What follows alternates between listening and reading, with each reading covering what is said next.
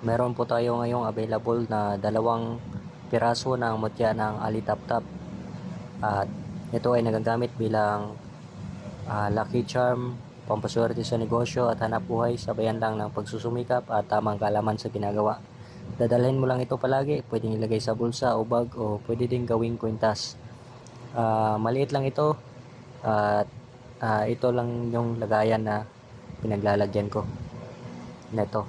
Pero pwede mo itong ilipat ng iba pang lagayan na gusto mo, yung mas safe siya. So nakakatunaw rin ito ng mga malas na energy sa katawan ng tao. At meron itong kasama na mga nakasulat na mga orasyon o mga banal na formula na pamproteksyon din sa lahat ng klaseng masamang espiritu, sa masamang mahika, at pampaswerte din sa negosyo at hanap buhay bilang set na kasama nito.